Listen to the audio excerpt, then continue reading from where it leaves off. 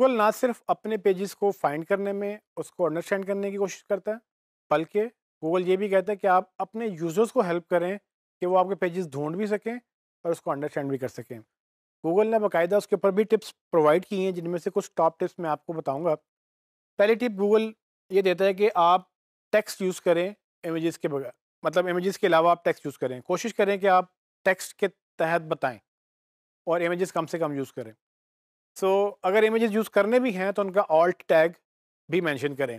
तो आपको याद आएगा अब कि मैंने आपको बताया था कि इमेज एसईओ में गूगल इमेजेस को क्रॉल नहीं कर पाता। इमेजेस के अंदर क्या है गूगल को नहीं पता।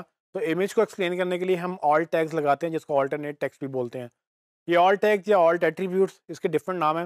ये ऑल्ट टैग्स क्या करते हैं, गूगल को हेल्प करते हैं अंडरस्टैंड करने में कि तस्वीर के अंदर क्या हो रहा है। तो आपको लिख के बताना पड़ता है कि इस तस्वीर के अंदर क्या हो रहा है, और उस लिखने में आप कीवर्ड्स या डिस्क्रिप्शन भी प्रॉपरली यूज़ कर सकते हैं। तो गूगल की पहली टिप ये है कि आप टेक्स्ट यूज़ करें, क्योंकि टेक्स्ट से गूगल मैच कर सकेगा आपके पेज के कंटेंट को उस सर्च क्वेरीज के साथ जो गूगल के ऊपर सर्चेज हो रही हैं। कोई भी बंदा मतलब ज़्यादातर सर्चेस वर्ड से होती हैं। इमेजेस सर्च गूगल ने लॉन्च किया, आप इमेज से सर्च करें तो आप इमेजेस ढूंढ सकते हैं सिमिलर, लेकिन वो एक डिफरेंट मशीन लर्निंग एल्गोरिदम है।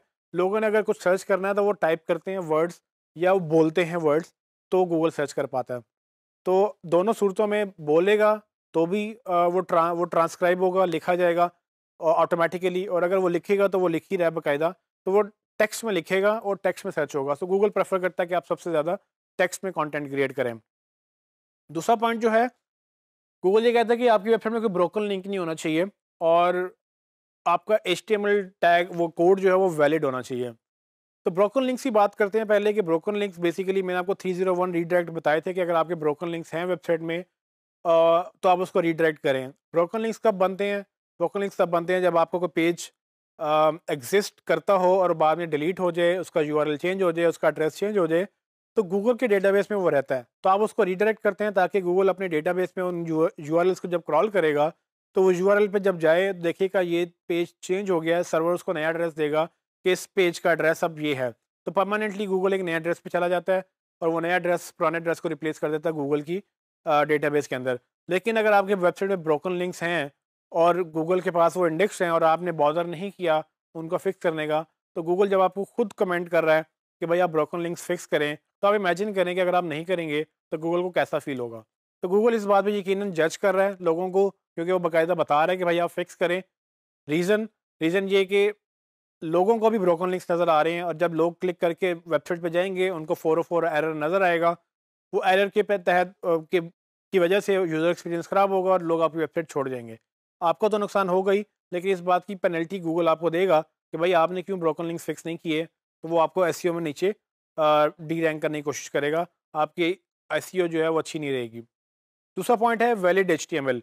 इस पे मैं बात कर चुका हूँ कि एचटीएमएल वैलिडेट कैसे करना है। आपने एचटीएमएल को वैलिडेटर यूज़ करते हुए W3 एचटीएमएल का जो वैलिडेटर है वो आपने बेसिकली यूज़ करना होता है, ताकि आप देख सकें कि आपकी वेबसाइट कितनी आपका वेबसाइट के ऊपर जो कोड है एचटीएमएल का कितना एरर फ्री है। ये कोड एरर फ्री होने से गूगल को क्या फ़ायदा होगा, गूगल आपकी पेज रेंडर प्रॉपर कर सकेगा। उसको लगता है कि यूज़र के हर ब्राउज़र में वो कोड चलेगा, क्योंकि कोड अच्छा होगा तो यूज़र के ब्राउज़र में भी चलेगा और गूगल भी आपको उसका रिवॉर्ड करेगा।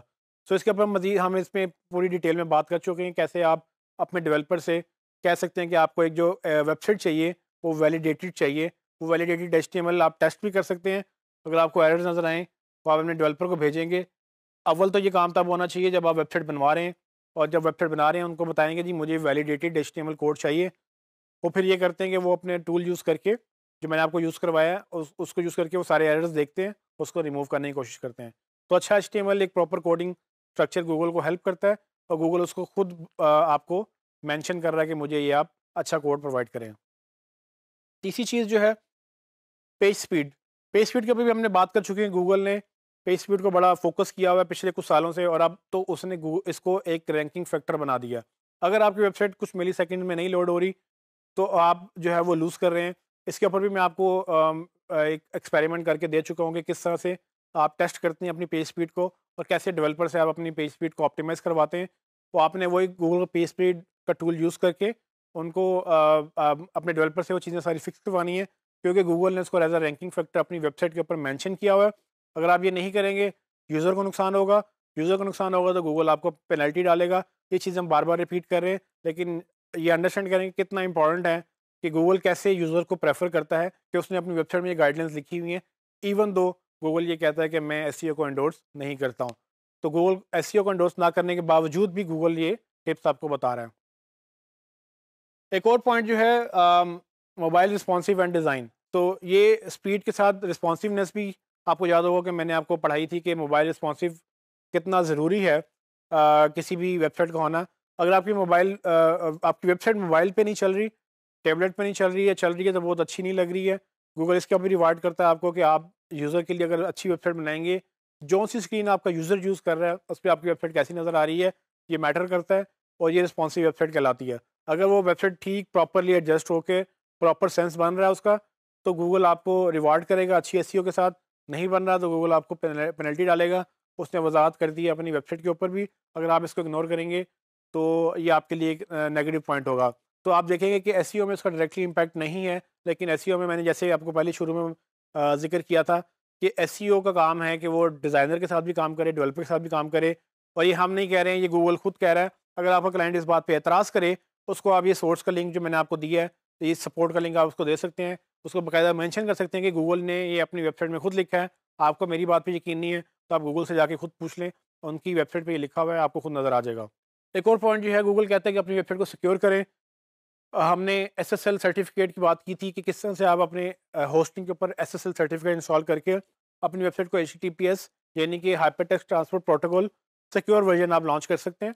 और गूगल ने इसको भी एक रैंकिंग फैक्टर बना दिया है ग्लोबली, दुनिया भर में।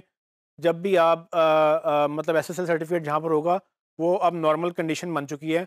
अब रेगुलर कंडीशन ये है कि एसएसएल है, नहीं है तो आपको बाकायदा गूगल मेंशन करेगा नॉट सिक्योर, जिस पे हम मज़ीद हमने काफ़ी डिटेल में बात की थी कि वो उससे क्या इम्पैक्ट आएगा।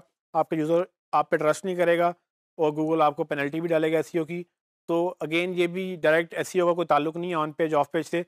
सिक्योरिटी का हमसे एसईओ से कोई ताल्लुक नहीं है, मार्केटिंग से कोई ताल्लुक नहीं है। लेकिन गूगल ये कहता है कि आपने सिक्योर करना है, तो अगर नहीं करेंगे तो आपकी वेबसाइट डाउन होगी। सो आप ये समझें कि ये भी आप ही का काम है, क्योंकि आपने ये करवाना है, खुद नहीं करेंगे, आप क्लाइंट से कहेंगे, आप डेवलपर से कहेंगे, तो आप ये काम करवाएँगे। ये लिंक मैं आपको दोबारा मैंने आपको दिखाया है, इस लिंक पे जाके आप मज़ीद गूगल की गाइडलाइंस पढ़ सकते हैं, जिसमें आपको काफ़ी चीज़ें मिल जाएँगी।